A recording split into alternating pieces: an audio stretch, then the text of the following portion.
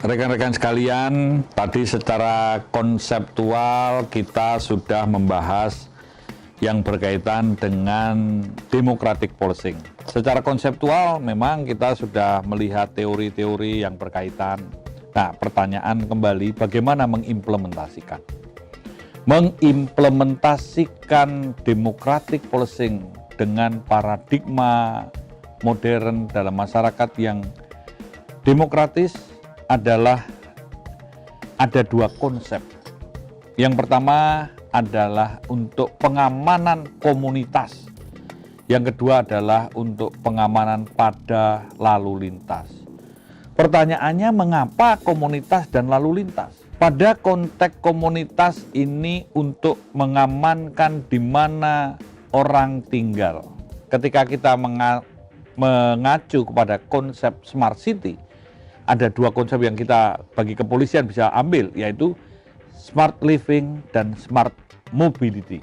Nah, inilah yang kita tawarkan pada implementasi daripada model democratic policing, yaitu pengamanan pada komunitas dan lalu lintas. Kenapa lalu lintas?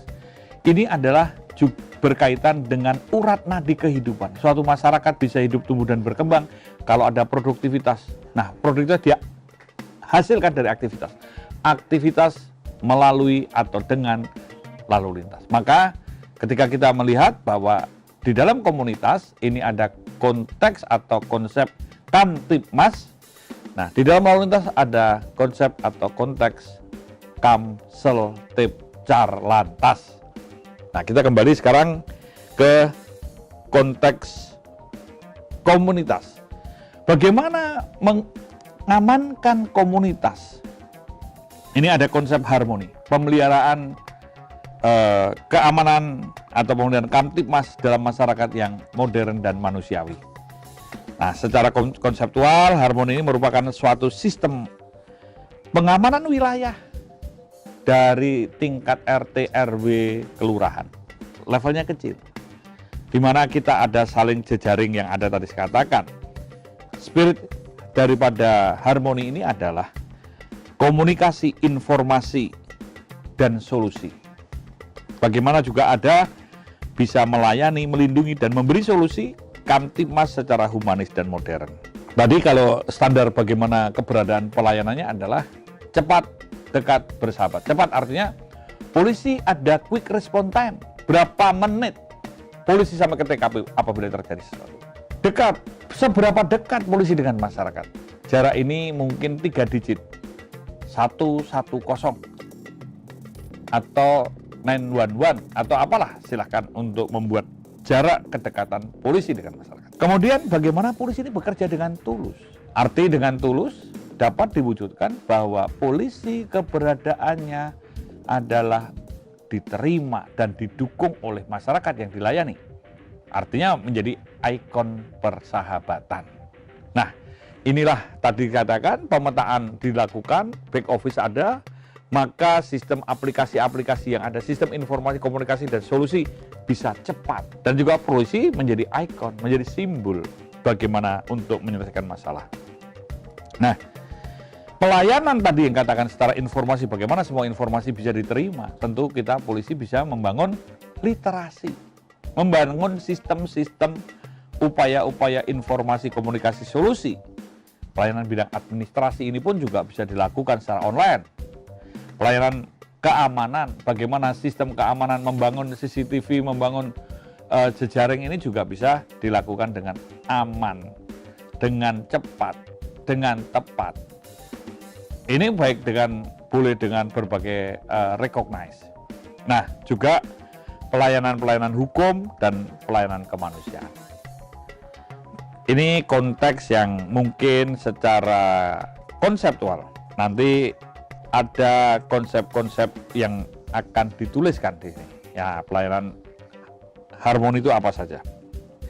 Kemudian apa yang dibangun? Ini memerlukan 3 konteks dasar, yaitu back office, application, dan network.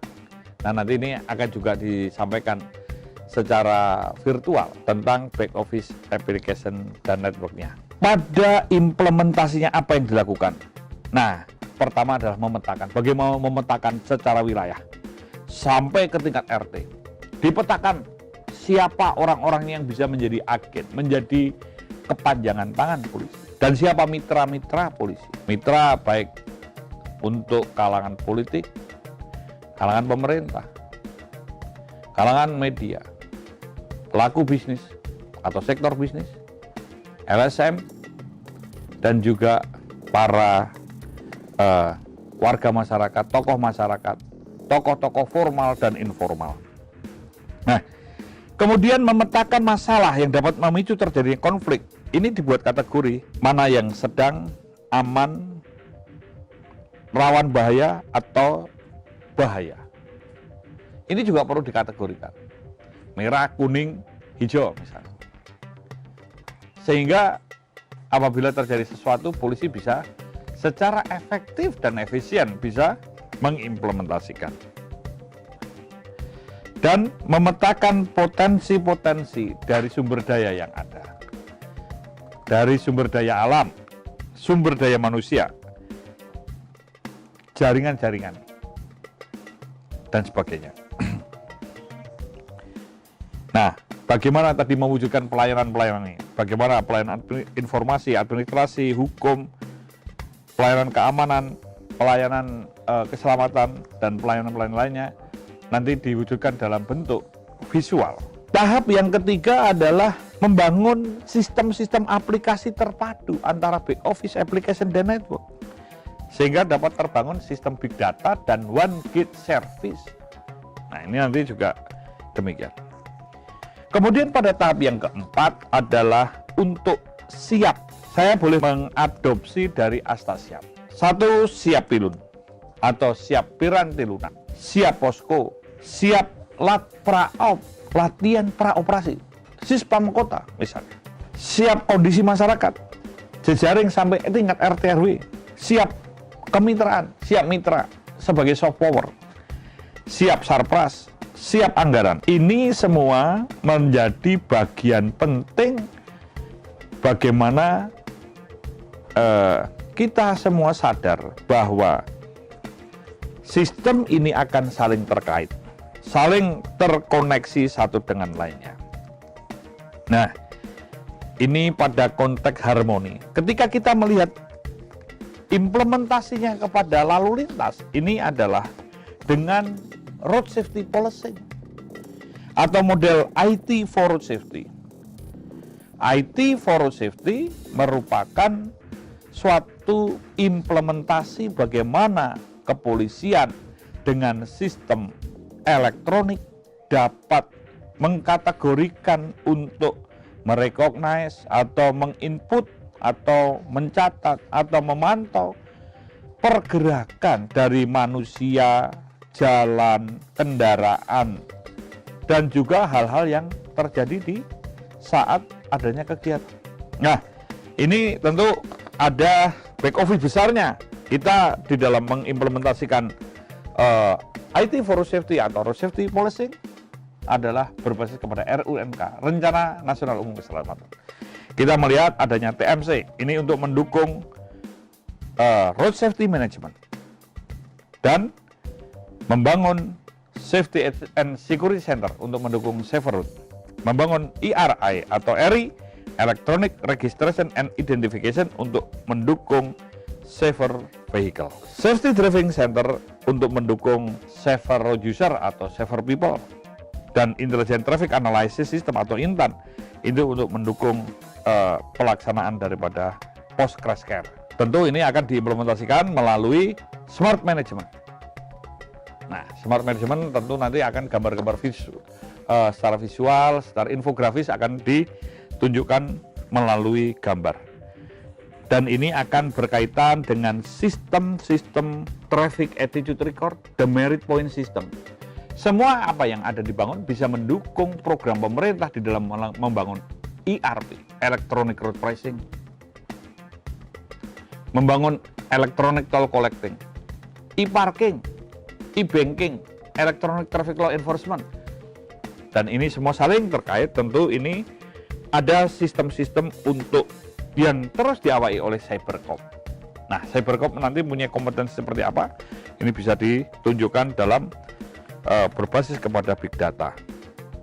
Nah, kalau kita melihat sistem-sistem tadi akan berkaitan dengan bagaimana untuk mendukung dari smart city, program-program smart city.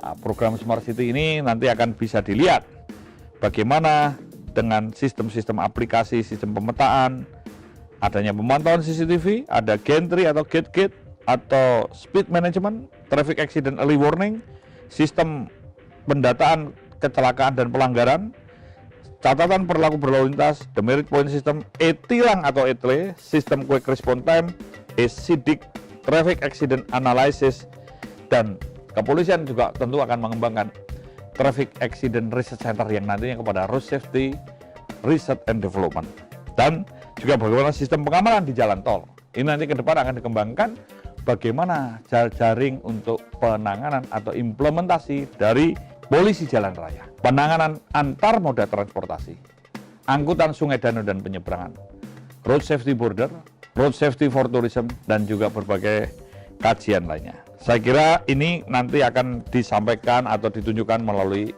info-info virtual.